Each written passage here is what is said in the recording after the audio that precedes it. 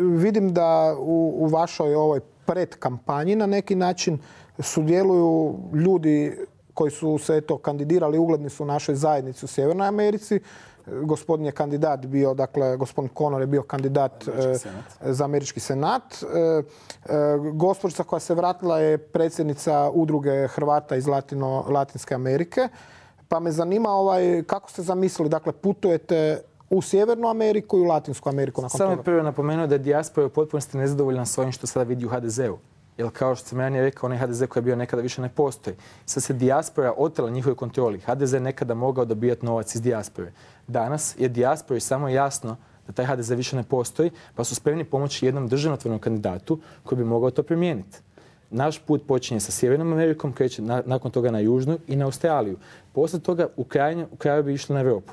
Mi jednostavno možemo i moramo okupiti sve Hrvate iz cijeloga svijeta, ponuditi im program da se vrate u našu državu jednoga dana, a prije toga tražiti od njih potporu da stvarno promijenimo ovu vlast. Kako su vaši odnosi sa Borisom Mikšićem? Govorili smo to u uvodnom prilogu, meni je to ovako novinarski dosta zanimljivo. Dakle, on je, kad se kandidirao, uveo pomutnju i imao je neki novac koji je uložio u kampanju. On nije bio mali novac, iako moram priznati da se priča da je dosta i ostao dužan novaca po Hrvatskoj za svoju kampanju. Da li vi, kakve vam je on savjete dao za kampanju? Koliko ja znam, Boris Mikšić nije ostao dužan nikakav novac nakon svojih izbora, zašto je on financirao sam svoju kampanju. I za predsjednika države i nakon toga na lokalnim izborima. On je uložio vlastita sredstva, nažalost bio je pokraden na izborima i nije uspio pobijediti.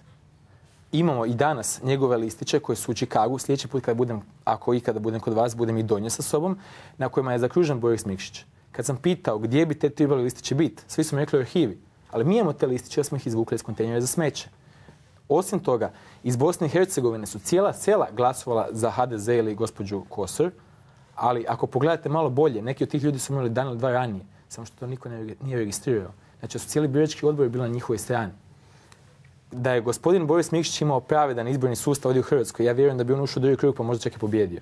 Recite mi, u mladeži HDZ-a je dosta ljudi, a bilo je i proteklih dana se spominjalo u novinama, koji se zapravo zapošljavaju u raznim državnim agencijama, u raznim institucijama za koje se tvrdi da su izmišljene da bi se moglo zaposliti njihove, dakle, mlade članove. Šta znate o tome?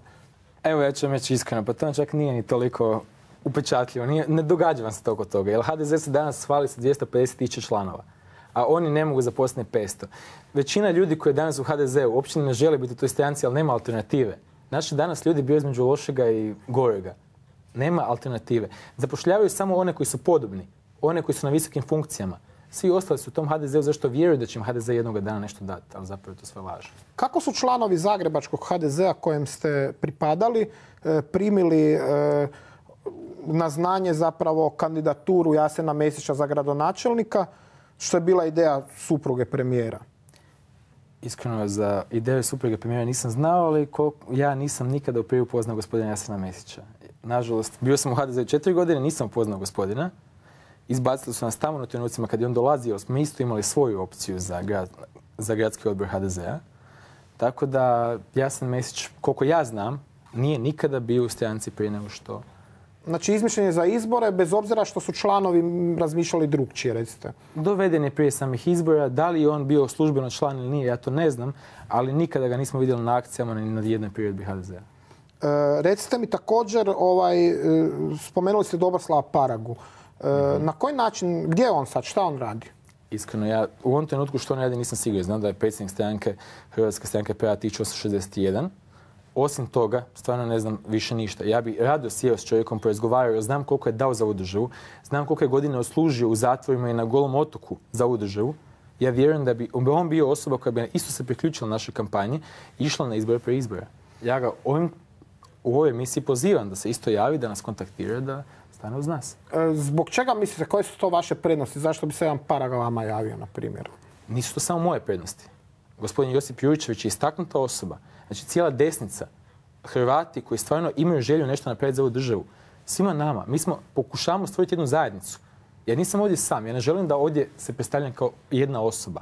Želim da se cijela napokon državotvorna desnica ujedini, da svi državotvorni ljudi u ovoj Hrvatskoj kažu pa dosta nam je ovoga. Ne želimo više da nas kradu i pljačkaju. Jer oprostite, mi smo 19 godina od stvaranja države u većim problemima nego što smo bili 1990. Tad je bio rat, ali nismo ni u pola toliko toga novca izgubili koliko smo izgubili nakon tog rata. Nakon 99. nakon što je naš prvi predsjednik umro, mi smo tek onda počeli upadati u velike dugove. Tek onda je počela privatizacija Hrvatske. Tek onda je počela prava pljačka. Dobro. Eto, sad ćemo vidjeti, naša režija će sad pustiti rezultate, da vidimo treba li starosno ograničiti, dakle, predsjedničke kandidate. 57% naših gledatelja je na vašoj strani. Oni smatraju da se vi možete, iako imate 25 godina, kandidirati za predsjednika, ukoliko naravno kupite 10.000 potpisa. Možete prokomentirati ove rezultate? Ja mislim da ova država spremna za jednog mladog kandidata. Ja mislim da ova država može i mora dati priliku i mladim ljudima. Mi smo do sada imali ljude iz bivše Jugoslavije koji su nastavili voditi ovu državu nakon što se promijenila vlast. Ali sad je vrijeme da dođu mladi ljudi. Vrijeme da ljudi koji su do sada vodili državu odu u mirovinu. Došlo je vrijeme za promjenu generacije. Neka to ovi iskreno priznaju, neka se povuku i neka napuste da napravimo onakvu Hrvatsku kako mi zaslužujemo. Ovaj hrvatski narod je zaslužio bolje. Nakon 900 godina patnje, življenja u progonstvu, u ne svojoj državi, sada imamo priliku na blagostanje od ove Hrvatske. Samo nam dajte priliku mladim ljudima, dajte priliku stručnjacima, dajte priliku ljudima koji znaju raditi. Mi ćemo izgraditi carstvo. Gospodine Golubić, hvala vam lijepa na gostovanju u TV Bujici. Poštovane gledateljice, poštovani gledatelji, sutra je sa vama moja kolegica Bojana Klepač. Ostanite i dalje uz program Otvorene televizije. Doviđenja.